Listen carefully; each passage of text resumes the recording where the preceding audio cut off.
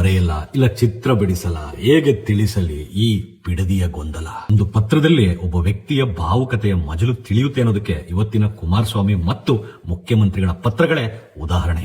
ಒಂದು ಪತ್ರ ಒಬ್ಬ ವ್ಯಕ್ತಿಯ ವ್ಯಕ್ತಿತ್ವದಲ್ಲಿ ಯಾವ ರೀತಿ ಪಾತ್ರವನ್ನ ಪೋಷಣೆ ಮಾಡುತ್ತೆ ಅನ್ನೋದಕ್ಕೆ ಈ ಪತ್ರಗಳೇ ಸಾಕ್ಷಿ. ಕುಮಾರಸ್ವಾಮಿ ಅವರ ಜೀವನವನ್ನ ನೋಡಿದಾಗ ಅಧಿಕಾರ ಇರ್ಲಿ ಅಥವಾ ಅಧಿಕಾರ ಬಿಡ್ಲಿ, ಕೆಲವು ವಿಷಯಗಳು ಕಾಮನ ಕಾಣಿಸುತ್ತೆ. ಅದೇನಪ್ಪಾ ಅಂದ್ರೆ ಜನರ ಬಳಿ ಹೋಗೋ ಮನೋಭಾವ. ಒಂದು ಜನತಾ ದರ್ಶನ, ಇನ್ನೊಂದು ಗ್ರಾಮ ವಾಸ್ತವ್ಯ, ಇನ್ನೊಂದು ರೈತರು ಎಲ್ಲಾದ್ರೂ ಆತ್ಮಹತ್ಯೆ ಮಾಡ್ಕೊಂಡ್ರೆ ಅವ್ರ ಮನೆಗೆ ಹೋಗಿ ಸಮಾಧಾನವಾಗಿ ಕುಂತ್ಕೊಂಡು ಮಾತಾಡಿ ಕೈಲಾದಷ್ಟು ಸಹಾಯ. ಯಾರಿಗಾದ್ರೂ ಹುಷಾರಿಲ್ಲ ಅಂತ ಹೇಳಿ ಕುಮಾರಣ್ಣನ ಅಪ್ರೋಚ್ ಮಾಡಿದ್ರೆ ಕೈಲಾದಷ್ಟು ದಾನ ಧರ್ಮ. ಸಮಯ ಸಿಕ್ಕಾಗ ಅವ್ರ ಮನೆಗೆ ಹೋಗಿ ಕುತ್ಕೊಂಡು ಸಮಾಧಾನದ 4 ಮಾತುಗಳು. ಈ ಎಲ್ಲಾ ವಿಷಯಗಳಲ್ಲೂ ಕಾಮನ್ ಆಗಿರೋ ಒಂದು ವಿಷಯ ಅಂದ್ರೆ ಕುಮಾರಸ್ವಾಮಿ ಭಾವನಾತ್ಮಕವಾಗಿ ಮನಸ್ಸಿಂದ ಜನರ ಬಳಿ ಹೋಗೋದು. ಅಂದ್ರೆ ಜೀವನ ಪೂರ್ತಿ ಜನರ ಬಳಿ ಹೋಗಿ ಹೋಗಿ ಅವರ ಆಲೋಚನೆ ಪತ್ರದಲ್ಲೂ ಸಹ ಇವತ್ತು ಜನರ ಮುಂದೆ ಹೋಗಿ ಮಾತಾಡ್ಬೇಕು ಅಂತ ಅವ್ರ ಮನಸ್ಥಿತಿ ತೋರಿಸ್ತಾ ಇದೆ. ಡಿ.ಕೆ. ಶಿವಕುಮಾರ್ ಪಕ್ಕಾ ಪ್ರಾಕ್ಟಿಕಲ್ ಮ್ಯಾನ್.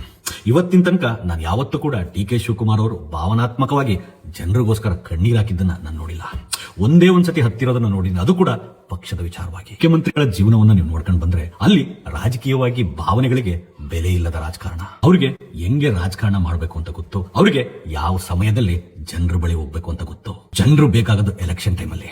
ಆ ಸಮಯದಲ್ಲಿ ಅವ್ರಿಗೆ ಯಾವ ರೀತಿ ಕಾಳಾಕಿ ತಾನ್ ಕಾಲ್ ಸೂಪ್ ಕುಡಿದು ಜನರಿಗೆ ಖಾಲಿ ಸೂಪ್ ಕುಡಿಸ್ಬೇಕು ಅನ್ನೋದು ಮುಖ್ಯಮಂತ್ರಿ ಸಾಹೇಬರುಗಳಿಗೆ ಪ್ರಾಕ್ಟಿಕಲ್ ಆಗಿ ತುಂಬಾ ಚೆನ್ನಾಗಿ ಗೊತ್ತಿದೆ. ಜನರು ಯಾವಾಗ ಬೇಕು ಅಂತ ಗೊತ್ತಿರೋ ಮುಖ್ಯಮಂತ್ರಿಗಳು ಇವತ್ತಿನ ಸಮಯದಲ್ಲಿ ಜನರ ಅವಶ್ಯಕತೆ ಇಲ್ಲದೆ ಬನ್ನಿ ಕುಮಾರಸ್ವಾಮಿ ಅವರ ವಿಧಾನಸೌಧಕ್ಕೆ ಅಂತ ಆಲೋಚನೆ ಮಾಡಿ ಪತ್ರ ಬರೆದಿತ್ತು. ಈ ಇಬ್ಬರನ್ನ ನೋಡಿದಾಗ ಇವತ್ತಿನ ಭ್ರಷ್ಟ ವ್ಯವಸ್ಥೆಗೆ ಪ್ರಾಕ್ಟಿಕಲಿ ಮುಖ್ಯಮಂತ್ರಿಗಳು ಕರೆಕ್ಟು, ಎಮೋಷನಲಿ ಕುಮಾರಣ್ಣ ಕರೆಕ್ಟು. ಆದ್ರೆ ಸತ್ಯ ಏನಪ್ಪಾ ಅಂದ್ರೆ ಇವತ್ತು ಭಾವನೆಗಳಿಗೆ ಬೆಲೆ ಇಲ್ಲ, ಮನಸ್ಸಿಂದ ಮಾಡೋ ರಾಜಕಾರಣಕ್ಕೆ ಬೆಲೆ ಇಲ್ಲ. ಇದರಿಂದ ಸಿಗೋದು ಮಮತೆ, ಪ್ರೀತಿ. ಕುಮಾರಣ್ಣ ಅಂತ ಹರ್ಷೋದ್ಗಾರದ ಅಭಿಮಾನಿಗಳ ವರ್ಷಧಾರೆ. ಆದ್ರೆ ಇದರಿಂದ ಬ್ಯಾಲೆಟ್ ಬಾಕ್ಸ್ ತುಂಬಲ್ಲ, ಇದರಿಂದ ಸ್ವಂತ ಮಗನ್ನು ಕೂಡ ಗೆಲ್ಲಿಸ್ಕೊಳಕ್ಕಾಗಲ್ಲ. ಒಂದು ಉದಾಹರಣೆ ಹೇಳಿ, ಕುಮಾರಸ್ವಾಮಿ ಅವರು ಅಧಿಕಾರದಲ್ಲಿದ್ದಾಗ ಯಾವ್ದಾದ್ರು ಒಂದು ಪ್ರಾಜೆಕ್ಟ್ಗೆ ದೊಡ್ಡ ಗಲಾಟೆಯಾಗಿ ಜನರೆಲ್ಲ ಬೇಡ ಅಂದು ಕುಮಾರಣ್ಣ ಮಂಡು ಬಿದ್ದು ಸಹಿ ಹಾಕಿತ್ತು, ನಿಮಗೆ ಸಿಕ್ಕಲ್ಲ.